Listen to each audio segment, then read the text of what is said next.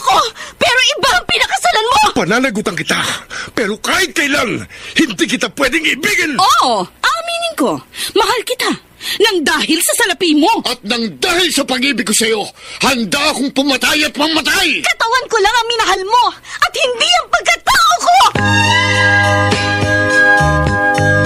Mr. Romántico. Kumusta po kayong lahat, mga giliw naming tagapakinig? Inaanyayahan ko po kayong pakinggan ang pagsasadula ng mga liham kasaysayan ng pag-ibig na padala ng ating mga taga-subaybay at bibigyan buhay ng inyong mga paboritong bituin sa radyo. Mga kasaysayang nagtatampo ng mga pusong sugatan, mga pusong suwi, at mga pusong punong-puno ng pagmamahal. Lahat pong yan dito sa ating dulang. Mr. Romántico.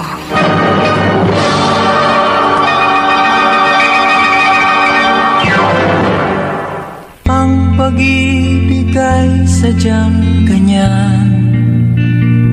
Magandang umaga, mga kaibigan. Narito na ng kasaysayang tampok sa ating palatuntunan. Mamahalin kita maging sino ka man. Itay, bakit hindi positibo isipin ninyo sa halip na negatibo? Matanda na ako. Nagiging sakitin na. Mas mapapanatag ang loob ko kung kapiling ka namin ng inay mo. Para rin po sa inyo ni Inay. Kaya gusto ko magbaka sakaling mapaganda ang buhay natin. Basta, huwag kang umalis dito sa probinsya. Itay! Yun ang desisyon ko. At hindi na magbabago kahit na ano pa ang sabihin mo.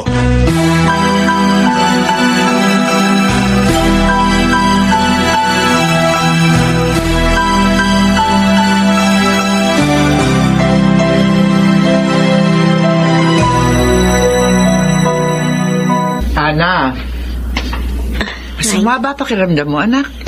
Hindi po. Eh, bakit kaninang pag-uwi mo? Matamlay ka na.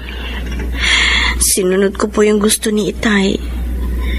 Naghanap po ako ng mapapasukan dito sa probinsya. Pero ilang kumpanya na po ang napuntahan ko. Wala pa rin pong linaw ang application ko sa kanila. Magkakatrabaho ka rin, anak. May iba naman po nangangailangan ng tauhan. Ang trabaho naman po doon ang malayo sa natapos ko. At saka mababa ang sweldo. Eh, huwag kang mawalan ng pag-asa. Hindi bali po sanang ang maging trabaho ko hindi ang aking pinag-aralan. Basta maayos naman ang kikitain ko para makatulong po ako sa inyo ng Itay. Bukas makalawa, baka may mapasukan ka rin. Mas malamang po na magkatrabaho ako ng maganda kung nasa Maynila po ako. Eh, kaso nga, anak, ayaw kang payagan ng Itay mo na umalis dito sa probinsya. Eh, baka naman po pwede niyong pakiusapan ng Itay na payagan ako. Pero, anak... Sige na naman, Nay. Tulungan niyo na po ako. Kasi naman masayang lang po ang pinag-aralan ko. At hindi po ako makatulong sa inyo ng mga magulang ko.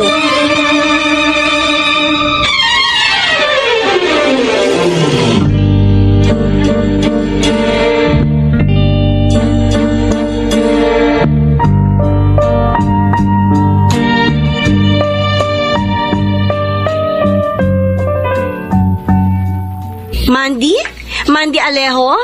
Yung kaklase ko sa high school na may pagka-silahis noon? Oo, Ana. Ako nga. Silahis pa rin ako hanggang ngayon. Akala ko kung sino na yung tumawag sa cellphone ko. Ikaw lang pala. Ikaw ang kabady-body ko nung nag-aaral pa tayo. Kaya nang magkatrabaho ko ng maganda dito sa Maynila, ikaw ang pilit na hinanap ko. Mabuti na trace ko kagad ang pangalan mo sa Facebook. Kaya tawagan kita. Nasa Maynila ka na pala. Mahigit 1 taon na. Noong unang salta ko rito, nahirapan ako.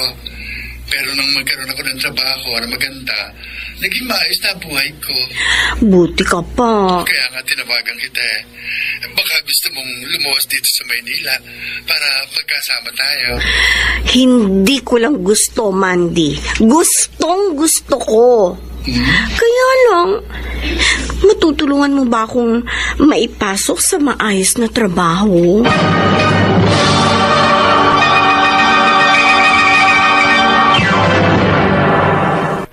Mr. Romantiko. Mr. Romantiko, tiniyak sa akin ng kaibigan kong si Mandy na maipapasok niya ako sa magandang trabaho sa Maynila. Halos maglumuhod ako sa pakiusap sa aking mga magulang.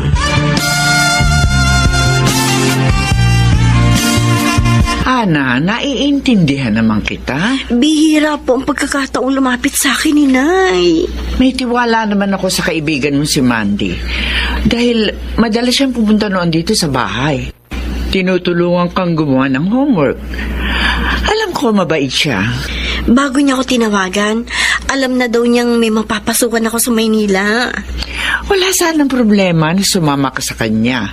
Yun kung dito sa probinsya. Wala rin naman pong magiging problema kahit nasa Maynila ako. Pero ang itay mo... Maiintindihan din po ako ng itay. Ana, Nay. tutuloy mo pa rin ba ang gusto mong makipagsapalaran sa lungsod? Kahit tutol ang itay mo?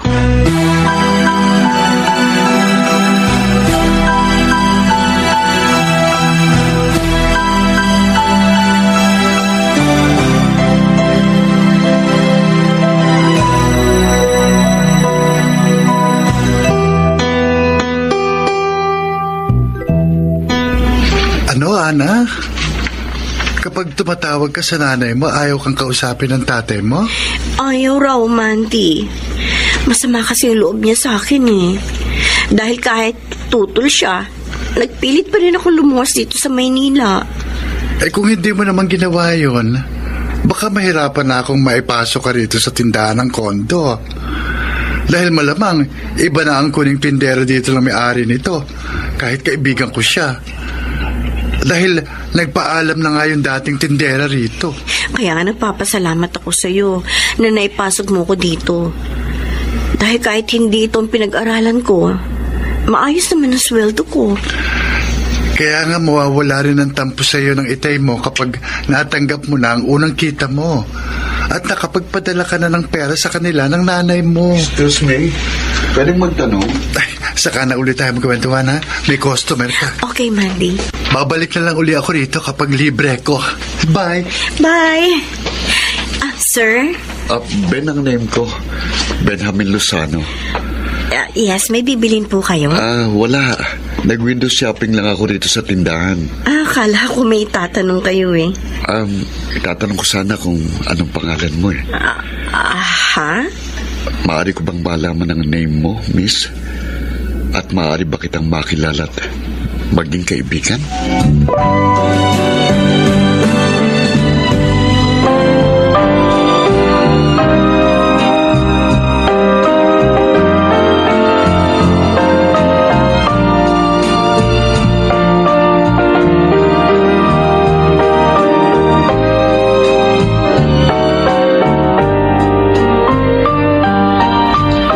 Norman, gabi na. Hindi ka pa ba matutulog? Hindi pa ako inaantok. Niisip mo na naman si Ana. Hindi mawawala ang pag-aalala ko sa kanya hanggang hindi siya umuwi rito sa probinsya. Magpapadala daw siya ng pera sa atin kapag sumweldo na siya sa Makalawa. Hindi ko kailangan ng perang ipadadala niya. Norman! Hanggang hindi nagbabalik dito sa probinsya ang anak mo, hindi mawawala ang hinanakit ko sa kanya.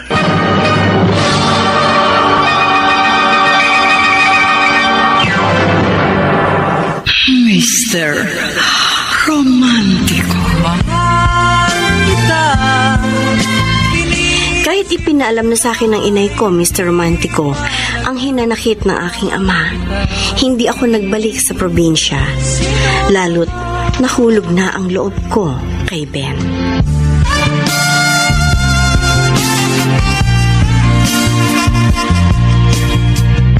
ba naman, Ana? Mahigit 1 linggo pa lang nanligaw sa iyong Ben na yun. Nakipagrelasyon ka na agad sa kanya. Mabait naman siya, Mandy. Lahat ng nanliligaw mabait. Dama ko na mahal talaga ako ni Ben. Kaya sasama ka na makipag-date sa kanya. Nakasagot na ako sa kanya. Napaglabas ko dito sa tindahan sa linggo, mamamasyal kami, kakain sa labas. Hana. Ano? Hindi mo pa lubos na kilala ang boyfriend mo.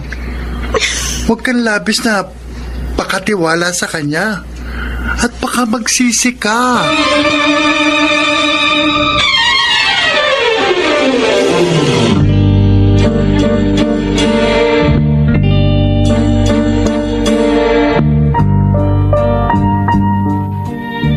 Niloloko mo ba ako, Ben?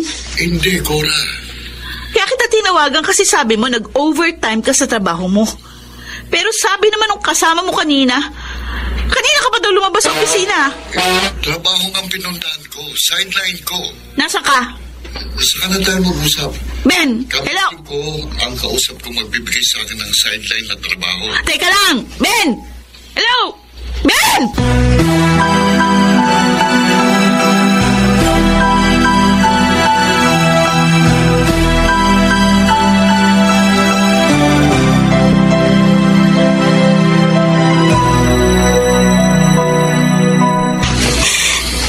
Paling kaibigan ko na hindi ako dapat nagtiwala kagad sa'yo. Ana, huwag kang umiyak. Please. Iwan mo nga ako. Teka, huwag kang magalit sa akin. Niloko mo ko. Hindi kita niloko. Sabi mo, mahal mo ako. Totoong minahal kita. Noong pa mang bago pa lang tayo nagkakilala, nagkagusto na ako kagad sa'yo. Kung talagang mahal mo ako, sana naging tapat ka sa akin. Sana pinaalam mo kagad sa akin na may anak ka na. Hindi ko pa malalaman kung hindi sinasadya nakita ko sa Facebook mo, sa cellphone mo na may anak ka na. Wala naman akong balak na ilihim yun sa'yo. Kung alam ko lang kagad na may anak ka, hindi naman ako mahigit magrelasyon sa'yo. Hindi ako magiging sunod-sunod sa lahat ng gusto mo. Hindi ako sasama sa'yo sa motel na to. Wala namang problema na nagkaanak ako sa ibang babae. Bukakala ko pa naman. Ako ang unang babae sa buhay mo. Kaya laki pa sa salamat ko na nakilala kita. Naging tayo. Yung pala, wala akong dapat na ipagpasalamat. Dapat pala mainis ako sa sarili ko. Mahiya ako sa ibang tao dahil naging tanga ako. Nagtiwala ako, nagmahal sa isang lalaking hindi na malaya. Ana, malaya pa ako. Kuya Kapit. Wala kang dapat ipagsising nagtiwala ka at nagmahal sa akin.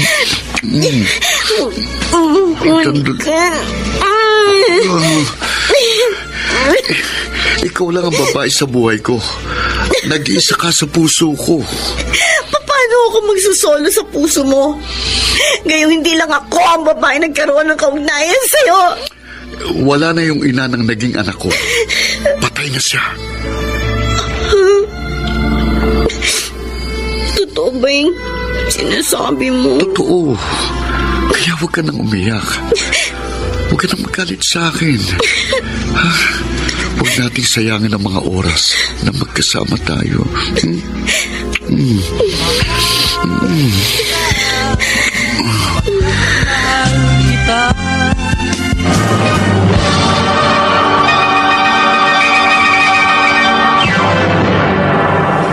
Mr. Romántico. Mahal kita. Dear Mr. Romántico, sa kabila ng pagtutol ng aking ama, lumuwas ako ng Maynila at namasukang tindera sa isang kondo. Doon ko nakilala si Ben na naging masugid sa panliligaw sa akin at nahulog ang loob ko. Kaya nakipagrelasyon ako sa kanya. Subalit matapos kong ipagkatiwala sa kanya ang aking sarili, saka nalantad sa akin na may asawa at anak na ang boyfriend ko. Norman. Masama ang tunog ng ubo mo. Wala ito, Ano bang wala eh? Hirap na hirap ka. Nasa mid lang ako. Ang mabuti pa, Huwag ka na muna magtrabaho ngayon sa bukid. Hindi maaaring hindi ako magtrabaho. Nagpapadala naman ng pera sa atin si Ana. Huwag mo ang banggitin sa akin ng babaeng yun. Hanggang ngayon ba naman, masama pa rin ang loob mo sa kanya? Wala siyang respeto sa akin. Mabait ang anak mo. Binaliwala niya ang pagiging magulang ko.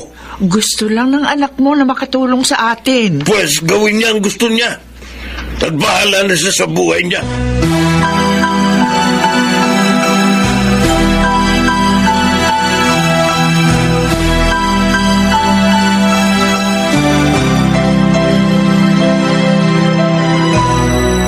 Ben? Bakit nagbibihis ka na naman? May lalakarin ako, Cora. Kararating mo lang, aalis ka na naman. Kailangan eh. Di ka na natigil dito sa bahay. Ayaw mo? Ganado akong maghanap ng sideline na trabaho. Trabaho nga kaya yung pinagkakaabalahan mo. Ano ba sa akala mo ng bababae ko? Ikaw makakasagot sa tanong mo. Tigilan na nga natin ang pag-uusap na ganyan. Baka malasin lang ang magiging lakad ko. Minsan mo na ako niloko, ano? Matagal na yon at hindi na naulit yun. Kapag wala akong ginagawang masama ko, huwag mo akong pagdudahan. Kundi magtatalo lang tayo. Mag-aaway lang tayo. Hello? Ano po yun, Ninay? Dadali niyo sa ospital ang Itay? Oo, Ana. Ipapacheck up ko siya. Kasi hindi na nawala yung paggubo niya eh. Mabuti pa pala naisipan kong tumawag sa inyo. May pera pa naman kami ng Itay mo. Natira pa doon sa huling ipinadala mo sa amin. Magpapadala po ulit ako sa inyo, Nay. Pwede pa naman ako mag-advance sa boss ko eh. Baka wala na matira sa sweldo mo. Hindi, okay lang po yun. Ang importante, may paggamot niyong Itay. Para hindi na po lumala kung ano man meron siyang karamdaman.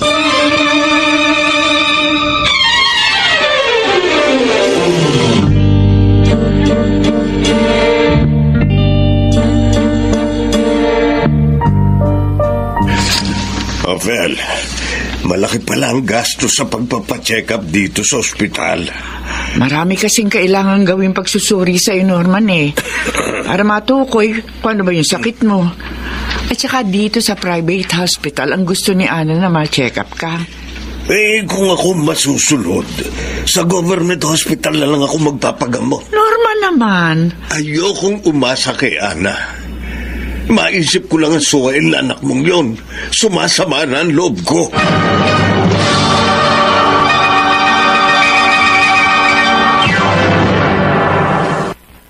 Mr. Romántico. Mr. Romántico, ang akala ko, kapag nagtagal, mawawala rin ang sama ng loob ng Itay ko. Subalit sa pagdaan ng mga araw, nanatili ang hinanakit niya sa akin. Kaya naging problema ko rin ang Itay, bukod kay Ben. Hoy, Ana! Mandy, ginulat mo naman ako. Kasi habang nakatayo ka dyan sa tindahan, parang wala ka sa sarili mo.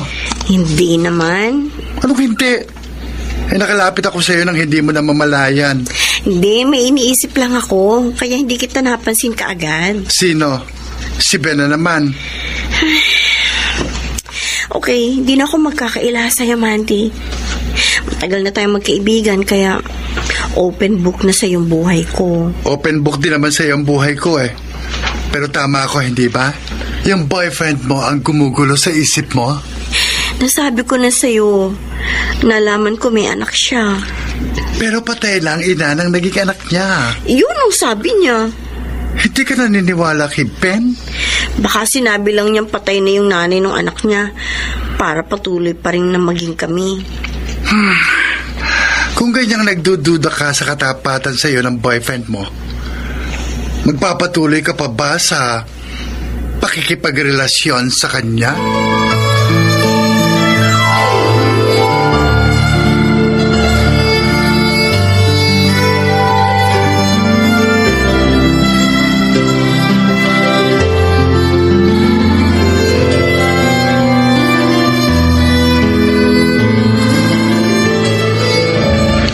Ana, habang wala pang in-order natin dito sa restaurant. Magsa-CR muna ako, ha? Sige, okay, Ben. At teka, Ano yan? pwede ko ba mahiram saglit ang cellphone mo? Bakit? Nalobat kasi yung sipi ko eh. Okay. Kanina ko pa nga hawak ito. O, ayan. Salamat. Sandali lang ako sa CR. Okay. Ay, nakalimutan i-log out ni Ben itong Facebook niya. Ano tong mga messages na sa cellphone niya? Hindi ko kilala itong babae nag-message sa kanya. Pero sa mga nakalagay dito, maliwanag na niloloko ako ni Ben.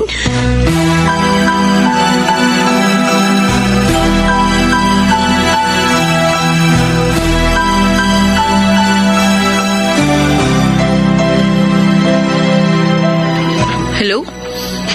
Yes? Oo, si Cora nga ito. Ano? Meron na namang bagong girlfriend si Ben? Ay, salamat sa pagtawag mo, ha? Salamat din sa pagsusumbong. Hindi talaga mapagkakatiwalaan ng Ben na yun. Wala siyang pagbabago. Babaero?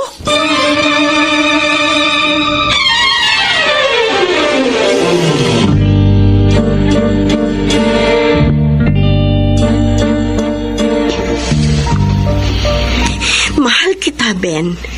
Kaya kahit nalaman kong may anak ka na, patuloy pa rin ako nakipagrelasyon sa'yo. Dahil pinapaniwala mo akong patay na ang ina ng anak mo. At ako na lang ang babae sa buhay mo. Pero buhay pa palang ina ng anak mo. Ana, inamin ko lang yun sa'yo para hindi mo na ako kulten tungkol sa kanya. At hindi mo na sa pagselosan pa. Dahil matagal na kaming wala na. Oo. Maaari totoong matagal nang wala na kayo nung ina ng anak mo. Pero hindi totoong ako lang ang babae sa buhay mo. Dahil bukod sa amin nung naging ina ng anak mo, may iba ka pang karelasyon. Wala naman akong balak itago yun sa'yo. Sinabi mo lang yan dahil nabuko na kita. Pero ang totoo, wala kang balak ipaalam sa akin ng tungkol sa inyo ng ibang girlfriend mo. Nagkataon lang na nakalimutan mo ilagaw tong Facebook mo. Ha? Kaya nang hiramin ko cellphone mo, nabasa ko sa Facebook mo ang mga messages niyo ng babaeng girlfriend mo na pala bago palang naging tayo. Ana, hindi natin siya dapat pagtalunan. Napakasakit ang ginagawa mo sa akin, Ben. Ana. Sobrang sakit.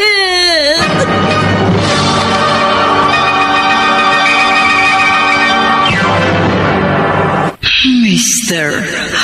Romantiko. Mahal kita.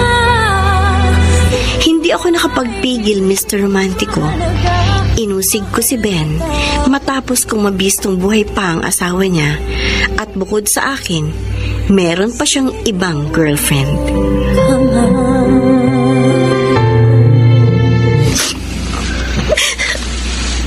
Ana, narito ka sa tindahan. Nag-emote ka.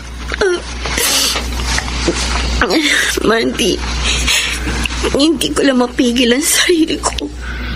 Baka may lumapit sa yung customer, mailang. Naiiyak ako kasi naiinis ako eh. Kay Ben? Sa sarili ko. Alam ko nang hindi siya naging tapat sa akin. Pero hindi ko magawa lumayo sa kanya. Magagawa mo kung gugustuhin mo. Mandy. Huwag mong pahirapan ang sarili mo, Ana. Hanggang maaga, magdesisyon ka. Huwag kang magtiis sa isang relasyong walang katiyakan.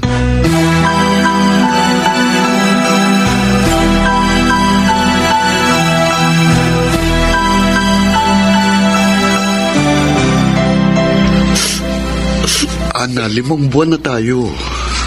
Yun nga mas masakit sa akin, Benny. Habang itatagal tayo, mas lalong nalalantad sa akin na baliwala ako sa'yo. Ilang ulit ko bang sasabihin sa'yong hindi ako makikipagrelasyon sa'yo kung hindi kita mahal? Kung mahal mo ko, hindi mo ko paglilihiman. Hindi mo ako papapaniwalain na nag-iisa lang ako sa buhay mo, sa puso mo. Na isa palang malaking kasinungalingan. Kasalanan ko bang natuto pa akong magmahal sa'yo kahit may ibang girlfriend na ako?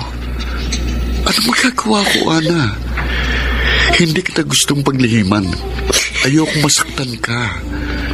Pero nang maging tayo, hindi ko kayang mawala ka pa sa akin. Naging alipin ako ng pagmamahal ko sa'yo. Kahit pa totoong mahal mo ko, hindi ko matatanggap na may kaagaw ako sa pagtingin mo. Anong gusto mong sabihin? Ito na ang huli natin pagkikita, Ben. Ana, mahal mo ko. Kahit mahal kita, ayoko na masaktan pa. Kaya kahit masakit sa akin, tapos na sa atin ang lahat. Break na tayo!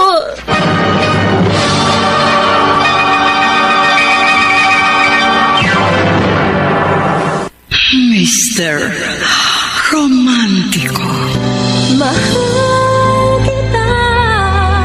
Dear Mr. Romantico, sa kabila ng napatid ko na nagkasakit ang Itay, hindi na ako umuwi sa probinsya, lamang hindi niya na ako payagang magbalik sa aking trabaho sa Maynila.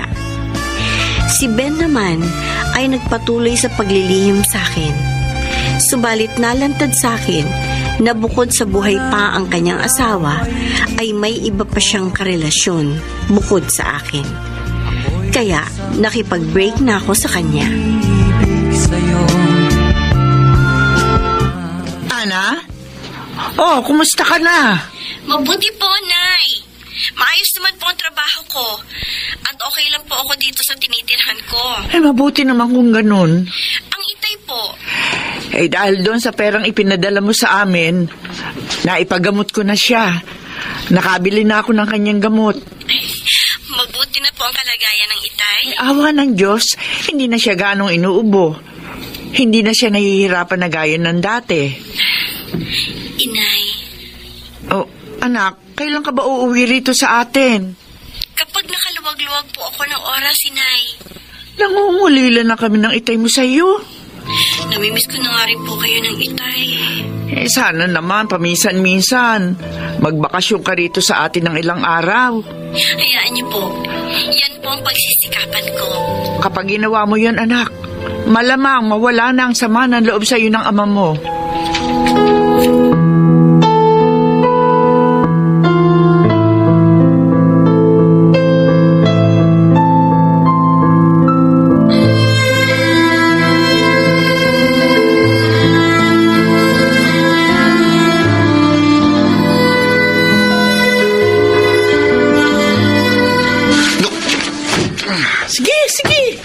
Panggigilan mo pa yung mesa.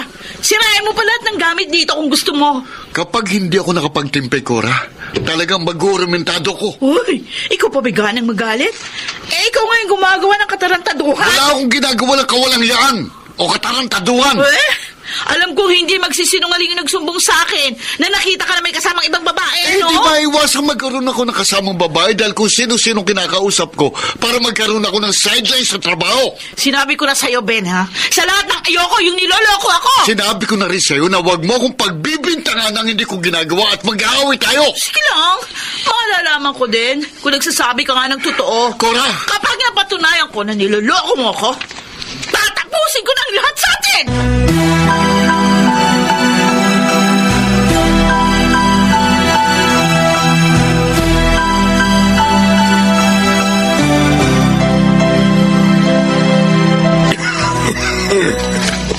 Norman, inuubo ka na naman. Mawawala rin ito. Hindi ka naman pumapalya sa pag-inom ng gamot mo, pero hindi pa rin lubusang gumagaling ang sakit mo. Ewan ko nga ba. Madalas kasi nag-iisip ka eh. Hindi ko maiwasan. Sabi ko na sa iyo, huwag mong problemahin si Ana. Kahit naghihinanakit ako sa kanya, hindi ko maiwasang mag-alala pa rin sa kanya. Maayos daw naman ang kalagayan niya sa Maynila. Yun ang sabi niya sa'yo kapag tinatawagan mo siya. Hindi ka naniniwala sa anak mo? Anong malay natin kung nahihirapan siya ron? Nagkakaila lamang siya sa'yo para hindi natin siya piliting umuwi rito sa probinsya. Norman! Ophel, tatantyahin ko ang sarili ko. Kapag umigi-igi na ako, luluwas ako sa Maynila. Aalamin ko ang totoong kalagayan ni Ana.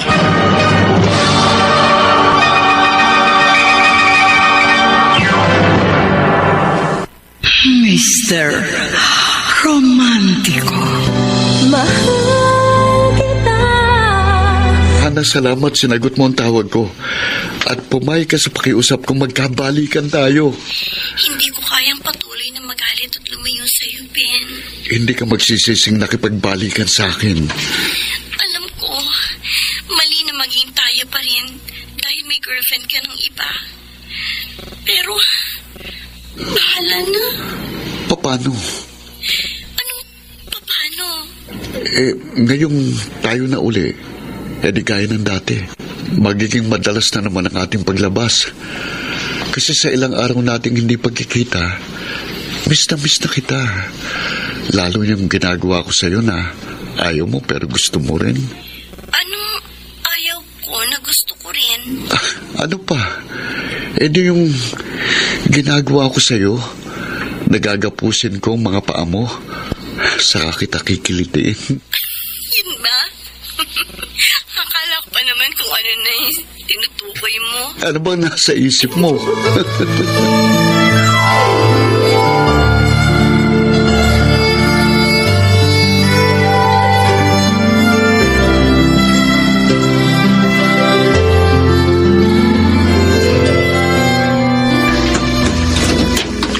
Ana.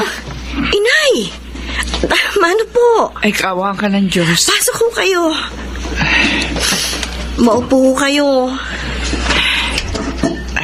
Mabutit napasyal kayo dito sa tinitirahan ko. Talagang pinutnahan kita, anak. Alam mo naman may sakit ang itay mo. Siya nga ang gustong dumalaw sa iyo, pero hindi niya kaya. Naparito po kayo sa kondo. Nagpapadala naman ako sa inyo ng pera kapag sweldo ko. Hindi lang pera ang kailangan namin, anak. Gaya ng itay mo, matanda na rin ako. Hirap na ako mag-alaga sa itay mo. Idadalawa na nga lang kami sa bahay. Parang alam ko na po ang gusto ninyong sabihin. Anak, kailangan ng itay mo ang pag-aalaga. Kapag umuwi po ako sa atin at nag-asikaso kay Itay, siguradong papalitan po ako ng amo ko sa aking trabaho at mahihirapan na po ako makatagpo uli ng maayos na hanap buhay. Kahit pa paano, makakaraos tayo sa pagtitinda-tinda ko ng ulam. Kapag umalis po ako sa trabaho ko, mahirap na ako makabalik pa. Ana, mas pahalagahan mo pa ba ang trabaho mo kaysa sa magulang mo? Hindi naman po sa ganun. Pero kapag umuwi po ako, natatali na ako sa pag-aalaga kay Itay. Hindi na kami magkikita ni Ben. Ha? Anong ibinulong mo? Wala po, Nay. Ang sabi ko po, mahirap nang mawalan ako ng trabaho. Lalo po sa panahon ngayon. Hindi talaga kita mapapakiusapang umuwi sa probinsya. Pasensya na po. Inaasahan pa naman ng itay mo na pag-uwi ko makakasama na kita.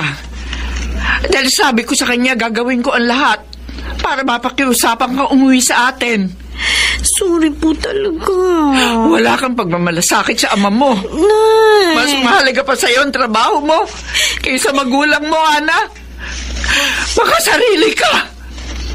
Wala kang kwentang anak.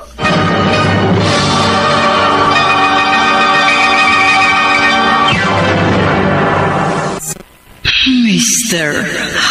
Romantic. Pagkat mahal kita. Masamang-masama ang loob ng aking inay nang umalis sa tinitirahan ko, Mr. Romantico. Sa kabila noon, hindi ako nagbakasyon sa aming probinsya. Kumusta, Ana? Mandy, okay na ulit kami ni Ben. Nakipagbalikan ka sa kanya? Sabi ko nga sa'yo, na kay Ben ang kaligayahan ko. Pero nasa kanya rin ang paghihirap ng loob mo. Baka sakaling magbago pa siya. Ay, naku, ewan ko. Pero ang isang lalaking babaero, mahirap nang magbago. Hindi naman lahat siguro. Ikaw ang bahala. Mandy, dahil sa pagmamahal ko kay Ben, kaya lagi ko siya binibigyan ng pagkakataon. At lagi akong umaasa na magsasawa rin siya sa kanyang paglalaro sa pag-ibig. Sana nga, Ana. Sana nga.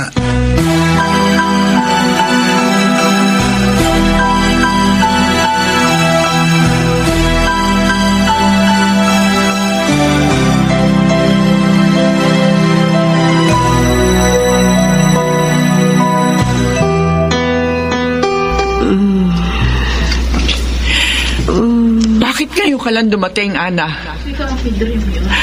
Matagal na panahon mo na kaming tinikis. Lalo na ang iyong ama. Inay, pasensya na po. Ngayon lang po ako nagkaroon ng pagkakataon makapagbakasyon sa aking trabaho. Pagbibigyan mo rin pala ang pakiusap ko. Uuwi ka rin pala rito sa probinsya para dalawin ang itay mo. Pero huli na. Huli na, Nay? Wala na ang tatay mo. Wala na ang itay? Bago ka dumating, sinumpong siya ng kanyang sakit. Tuluyan na siyang nalagutan ng hininga. Hindi! Itay! Ayan ang ama mo sa kwarto, Ana. Wala na siya buhay. Itay! Itay ko!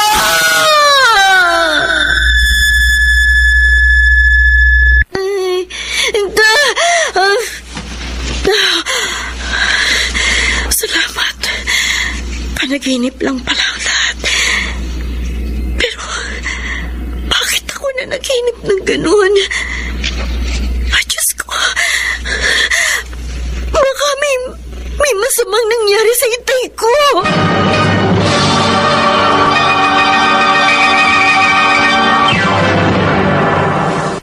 Mr. Romántico. Mahal kita. Dear Mr. Romántico, nasaktan ako nang makipagkasira kay Ben. At madalas pa rin siya ang laman ng aking isip at puso. Kaya nang tumawag siya sa akin, muli akong nakipagbalikan sa kanya.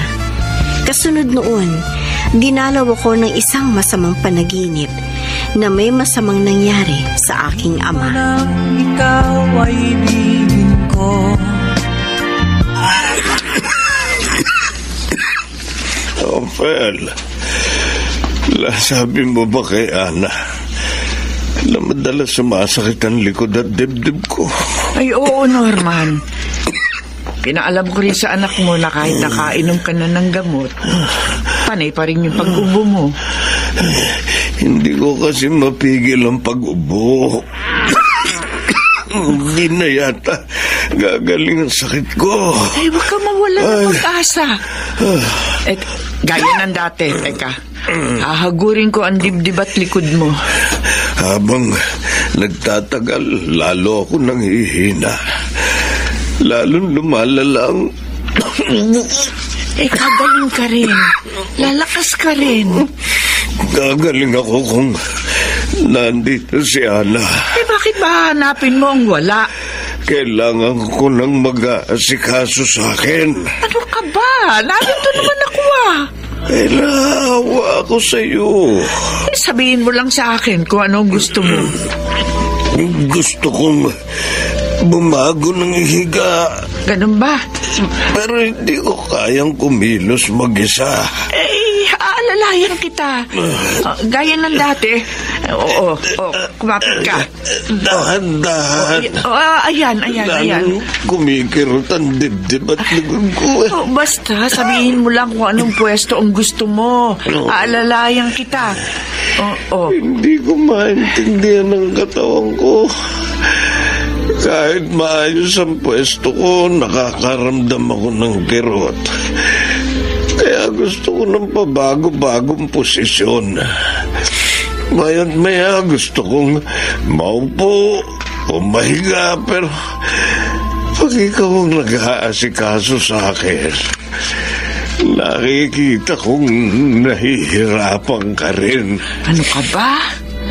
Huwag mo ko intindihin. Pero matanda ka na rin. Sa kaunting kilos mo, madali ka nang mapagod at hingalin. Makapagtitiis ako. Kapag nakikita kong nahihirapan ka sa pag-aasikaso sa akin, lalo akong nahihirapan. Ano magagawa natin? Ayaw ni Anang umuwi para alagaan ka. Anong klase siyang anak? Mas pinahahalagahan pa niya ang trabaho niya kaysa sa magulang niya. Wala siyang utang na loob. Utang niya sa atin ang kanyang buhay. Durugin man ang mga butot laman niya, hindi pa rin siya makakabayad ng utang na loob sa atin. Norman. Kailan siya uuwi? Kailan niya ako bibigyan ng halaga kaysa sa trabaho niya? Kapag huli na lahat, kapag patay na ako,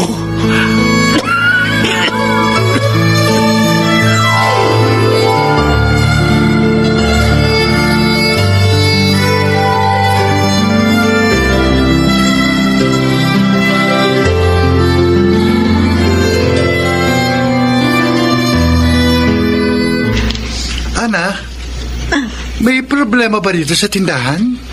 Wala, Manti.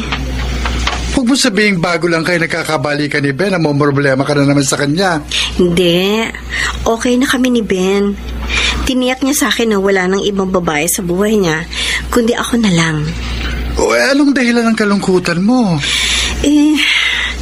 Tumawag ako sa nanay ko para kumustahin ang itay ko. Kasi nga nanaginip ako ng hindi maganda kay itay. Hindi sinasagot ng inay ko yung mga tawag ko sa kanya Baka naman may problema lang ang cellphone ng nanay mo. Masama ang loob niya sa akin, Mandy. Naghihinanakit na rin sa iyong nanay mo? Kagaya ng iyong ama? Oo. Kasi nung minsan pinuntahan niya ako at pinakiusapang umuwi sa probinsya, hindi ko siya pinagbigyan Maintindihan ka rin ang magulang mo. Sana nga, Mandy. Dahil kahit okay kami ni Ben, hindi lubusang mapapanatag ang loob ko kung alam ko may sama ng loob sa akin ang aking mga magulang.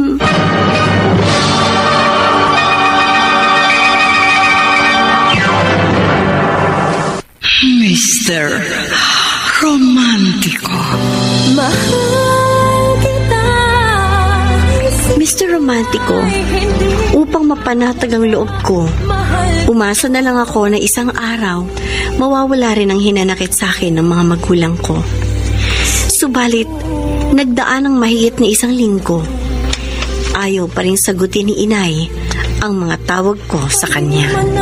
Ikaw ay bigin ko. Ana, okay ka ba? Ben, basta ganito magkasama tayo, okay ako. Maligaya. Maligaya bakit parang may problema ka? Halatang malalim ang iniisip mo Ang mga magulang ko sa probinsya. Pinoproblema ba yung minsang napanaginipan mo kamo na may masamang nangyari sa iyong ama? Ayoko magkatotoo yun. Ana, ang panaginip, kabaliktaran ng katotohanan. Yun ang gusto kong paniwalaan para mawala yung pag-aalala ko sa mga magulang ko. Pero iniisip mo na baka magkatotoo na lumala ang sakit ng tatay mo at ikamatay niya. Kapag nangyari yun, baka hindi ko mapatawad ang sarili ko. Huwag mong guluhin ang isip mo sa isang alalahaning wala namang katiyakan. Ano naman ang malay mo kung maayos ang kalagayan ng mga magulang mo sa probinsya at ikaw lang ang nag-aalala sa kanila? Pinahihirapan mo lang ang sarili mo. Ben, pwede ba kapag magkasama tayo, huwag kang mag-isip ng kung ano-ano. para hindi masirang araw natin. Okay?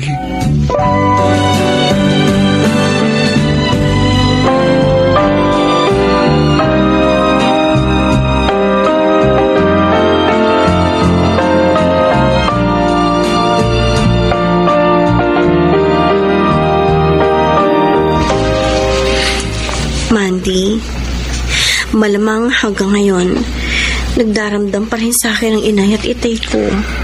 Malamang yun, Ana. Hindi ko kasi mapagbigyan ng pakiusap nilang umuwi ako sa amin at mag-alaga sa itay ko.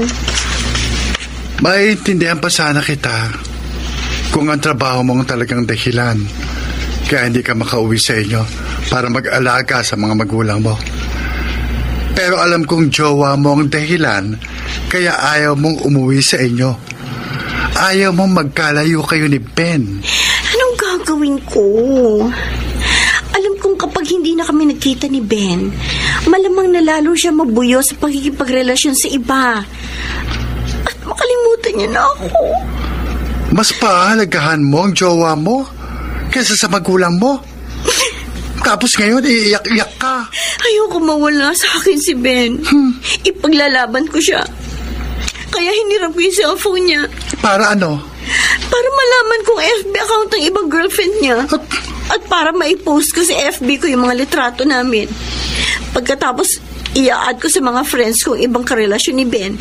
Para malaman na bukod sa kanya, may iba pang girlfriend na boyfriend niya. Kapag ginawa mo yun, malamang mag-aaway si Ben at yung ibang jowa niya. Yon talaga ang gusto kong mangyari. Ang mag-away sila. At magkahiwalay. Para masolo ko si Ben. At wala na akong maging kaagaw sa puso niya.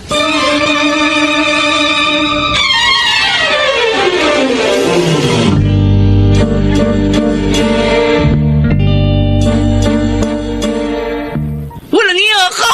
Ariko, bakit po ako sinampal? Kulang pa yan sa ginawa mong panluloko sa akin! Teka, hindi kita maintindihan. Huwag ka nang magmaang-maangan pa! Bistado ko ng bukod sa akin, meron ka pang ibang girlfriend! Sino nagsabi sa'yo? Huwag mo nang alamin kung sino nagsumbong! Malinaw ang mga pictures nyo ng Ana na yon na nag-add at nag-post sa mga picture nyo sa FB ko!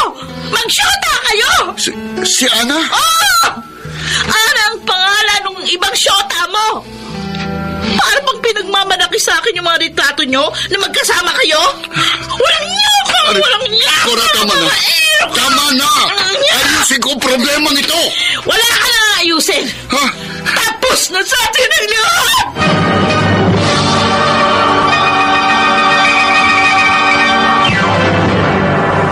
Mr. Romántico.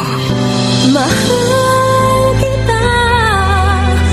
Mr. Romántico, gaya ng nais kong mangyari, nagkalabuan si Ben at ang iba pa niyang girlfriend.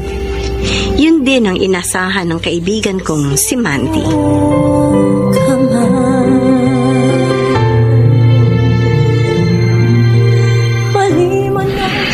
Ano kung nagkalabuan kayo ng ibang jowa mo, Ben? Dahil kay Ana? Mandy, hindi tamang ginawa niya. Walang mali sa ginawa ng kaibigan ko. Huwag mo siyang kampihan. Tama lang na ipaglaban niya ang karapatan niya. Wala siyang karapatang siraan ako. Nagtiwala sa'yo si Ana, pero niloko mo siya. Wala kang pakialam sa aming relasyon. Tapos ngayon nagagalit ka? Nag-post lang naman si Ana ng mga picture niyo sa FB. Dahil nga sa ginawa niyang yun, napasama ako sa iba. Kaya kukumprontahin ko siya. Wala nga si Ana dito sa tindahan ngayon. Anong wala? Dahil may pinuntahan sila ng amo niya. Kaya ako muna ang nakatao dito. Huwag mong itago sa akin ang kaibigan mo. Ang hirap mong kausapin. Ilabas mo siya. Kapag hindi mo nilabas si Ana... Ana? Baka masaktan ka sa akin. Takutin mo, lelang mo. Hindi kita tinatakot. Ito pruweba.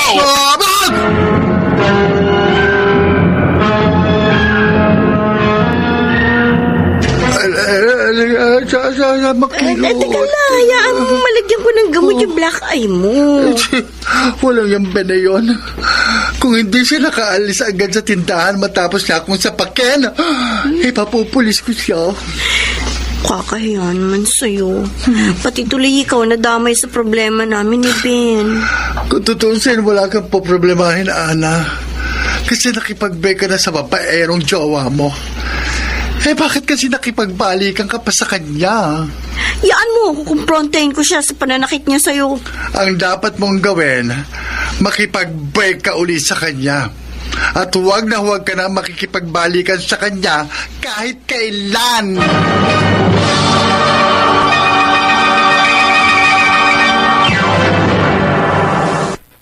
Mr. Romántico. Mahal kita.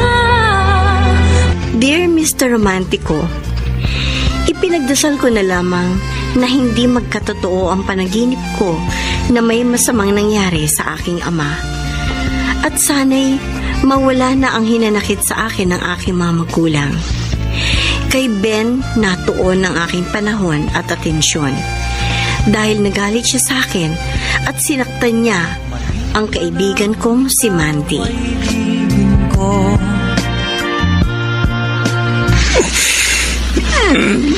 Norman? Masama na naman ba pakiramdam mo? Hindi, Ovel.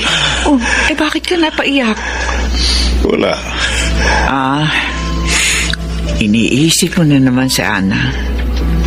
Alam niyang masama ang loob natin sa kanya dahil hindi natin sinasagot ang mga tawag niya sa atin. Pero sa kabila nun, hindi pa rin siya umuwi rito sa probinsya. Baka masyado lamang siya abala sa kanyang trabaho. Tinitikis niya tayo. Norman, huwag mo nang problemahin si Ana. Masakit. Masakit, Ofer. Nag-iisa natin siyang anak na mula sa kanyang pagkabata, minahal natin. Itinaguyod sa kabila ng ating kahirapan. Wala akong alam na naging pagkukulang o kasalanan natin sa kanya para niya tayo tikisin. Wala rin akong alam na naging pagkukulang at kasalanan natin kay Ana. Ang inaasahan ko, susuklian niya ang pagmamahal natin sa kanya. Na ngayong matanda na tayo, siyang magiging gabay natin. Gaya ng ibang anak na marunong tumanaw ng utang na loob sa kanilang mga magulang. Pero anong isinukli ni Ana sa atin sa lahat ng kabutihan at pagmamahal natin sa kanya? Ano? Tinikis niya tayo. Pinabayaan. Norman. Kinalimutan na tayo ng ating anak, Ophel. Kaya kalimutan na rin natin siya.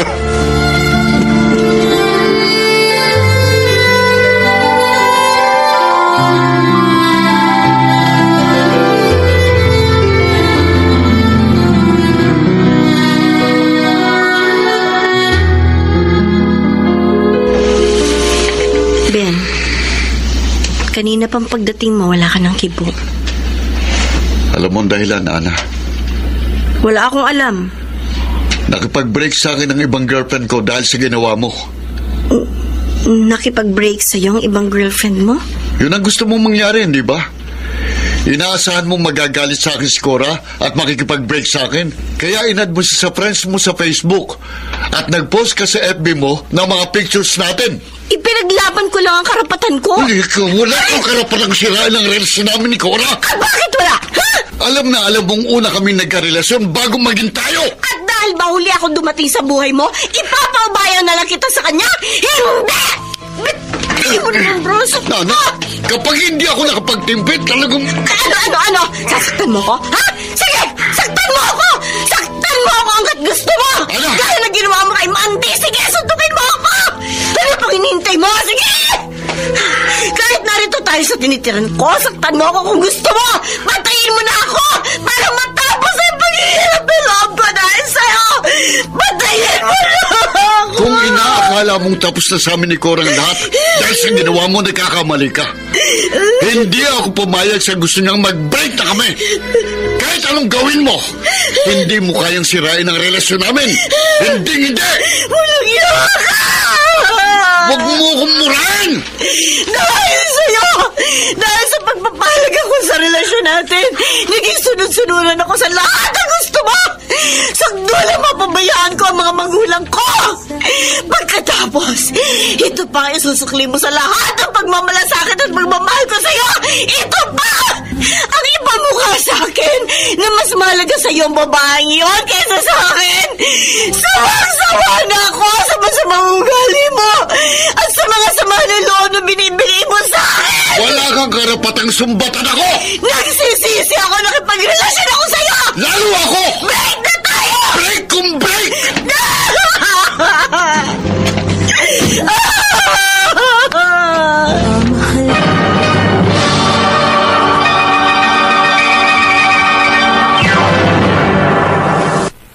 Mr. Romantiko. Mahal kita. Higit ang naging kirot sa puso ko, Mr. Romantiko, sa pangalawang beses na nakipagkasira ako kay Ben. Dahil ipinangako ko sa aking sarili na hindi na uli ako makikipagbalikan pa sa kanya.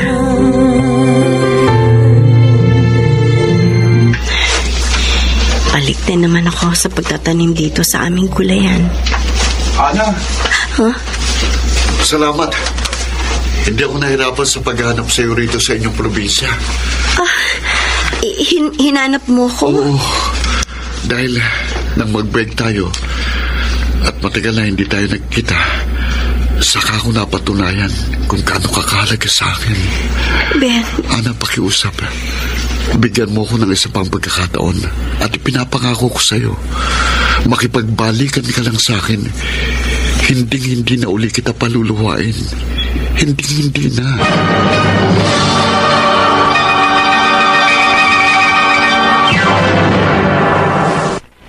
Mr. Romantiko. Mr. Romantiko, desidido na ako na burahin na si Ben sa isip at puso ko. Subalit nang dumating siya sa probinsya namin, muli akong nakipagbalikan sa kanya.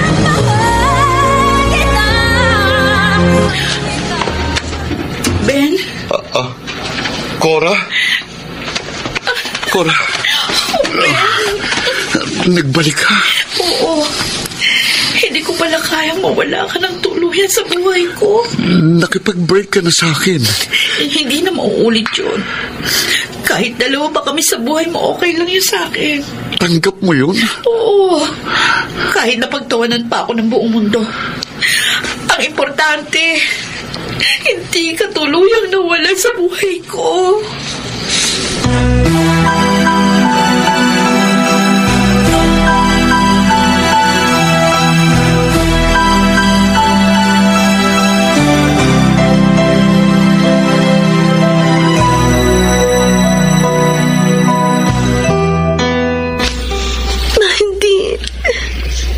Pasangkrus talaga sa buhay mong Ben na yun, Ana.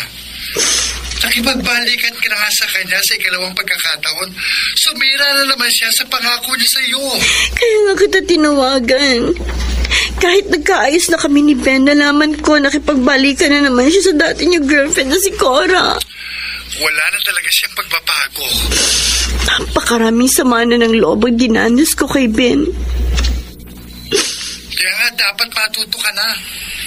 Pakipag-break ka na sa kanya ng tuluyan.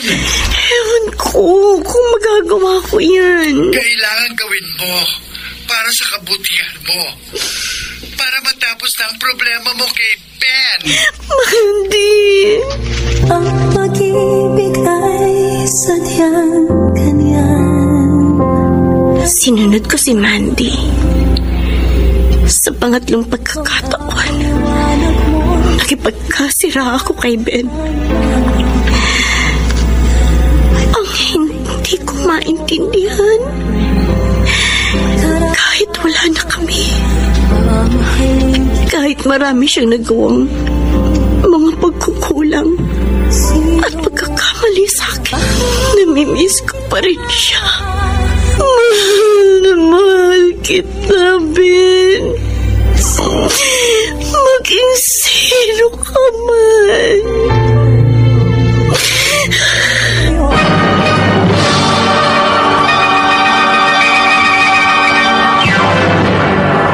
Mr.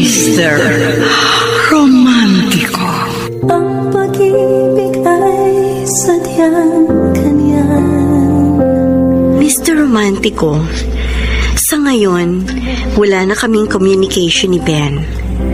Ang hindi ko lang matiyak sa aking sarili ay kung kaya ko bang tuluyan na siyang burahin sa puso't isipan ko.